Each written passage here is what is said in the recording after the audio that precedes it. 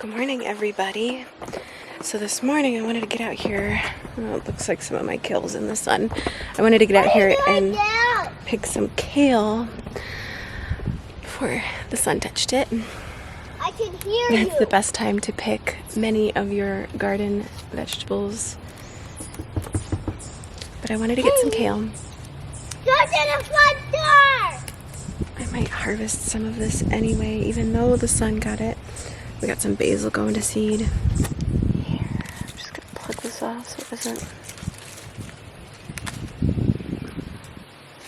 We don't want our basil to go to seed yet.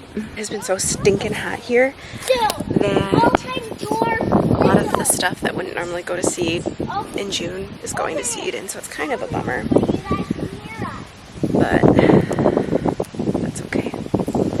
I'll probably grow a lot of the things that I tried growing this spring. I'll probably try growing them again in the fall. Things that don't take long, like radishes. I think all of my radishes went to seed, which is unfortunate. I don't know what this is right here. I planted this and I didn't mark it. Oh, you know what? That's definitely lemon basil.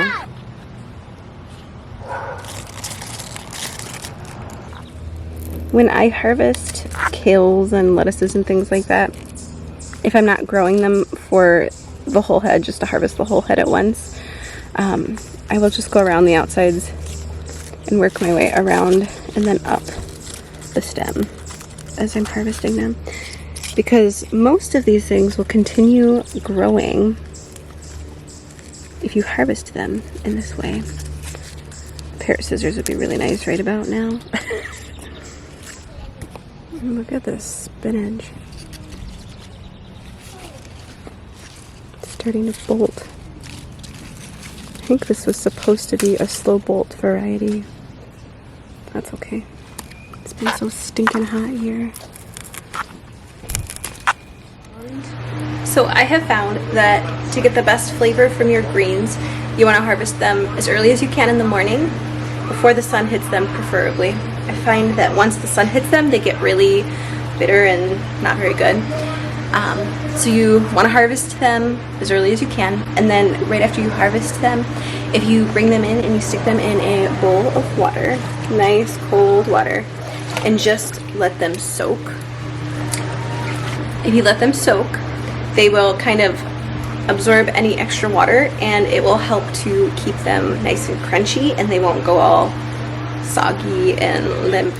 So we are currently in the process of getting our summer garden kind of all situated, like kind of like a final state. So this is going to be our first season gardening at this property because we moved here last July. We're trying to figure out how good the soil is, how well things do in certain areas.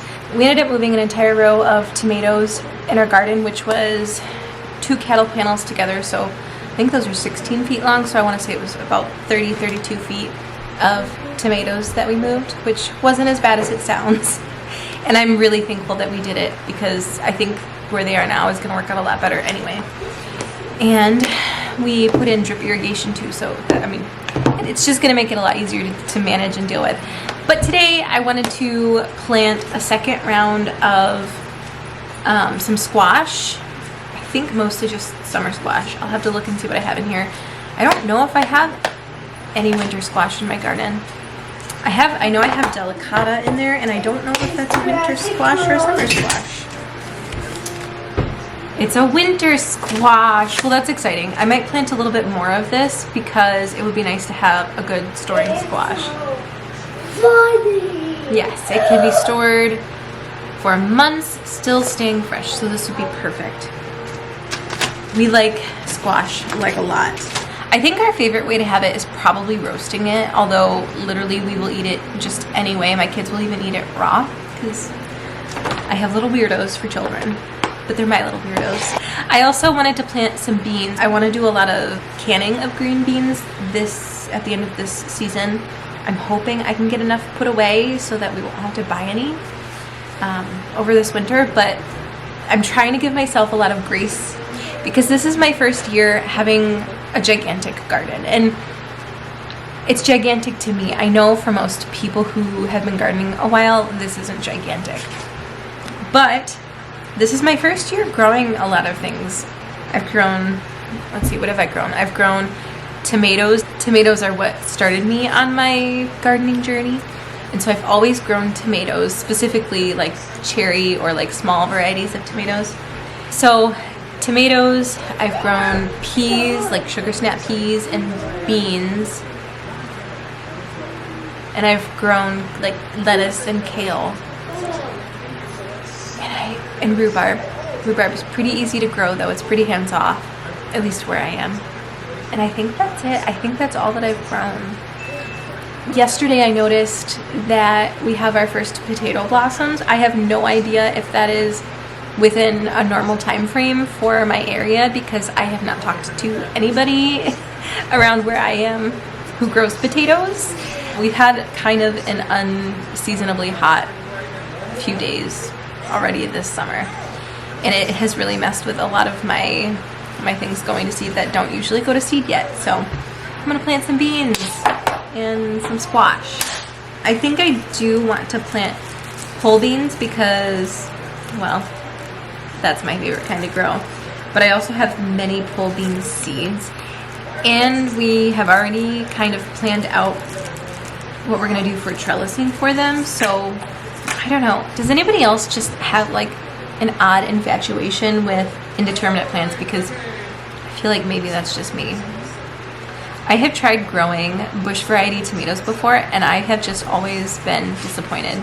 There's just something about having a continuous harvest, I think. I don't know. It's just so satisfying to me.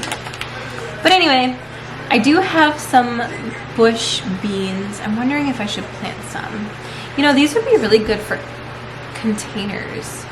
I wonder how well these would grow in a GreenStalk. Sugar magnolias. I do have some of these planted in my garden.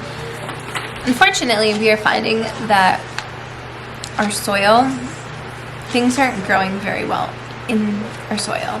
Growing in the ground, we're gonna have to amend it, unfortunately. And so I'm thinking the ones that I have in my garden now, I might take these plants and try to move them to a place where I amend the soil a little bit and see if they do any better there. When we first prepared our garden space, we tilled it pretty thoroughly and covered it with wood chips and just let it rest for maybe a month or two before we got into it, before we started planting in it.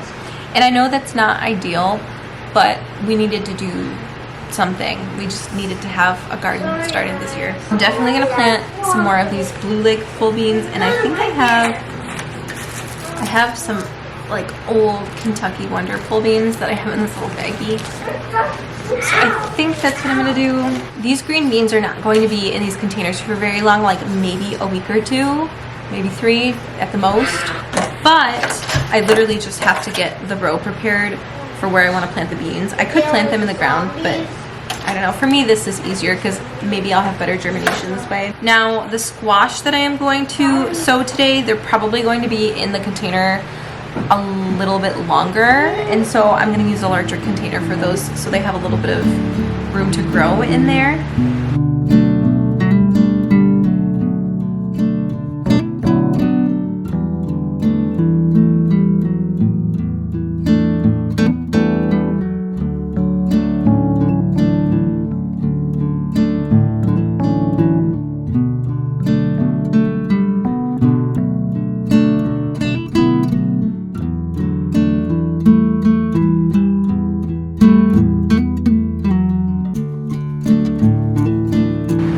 I better mark these so that I know what they are. I don't really care as much. I should mark them.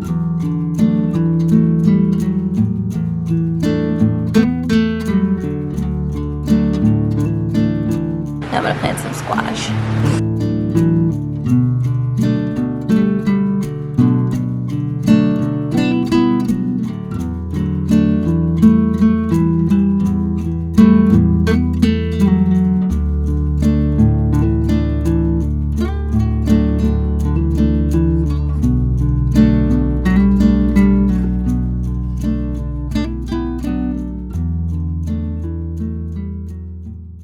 So I actually have this pot that has potting mix in it that I planted seeds in, and then I let them dry out and they all died. So in an attempt to reuse this pot, I am going to plant these beautiful Cosmo Picotee seeds that I got from Emma Gardner. It does not want to focus. Focus here. Anyway, I'm going to plant these seeds in this pot.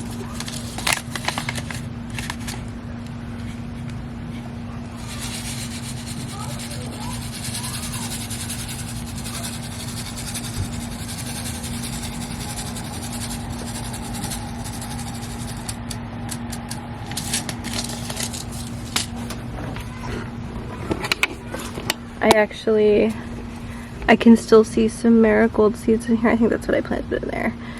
So if I happen to find some marigolds that sprout up in this pot, that's probably why.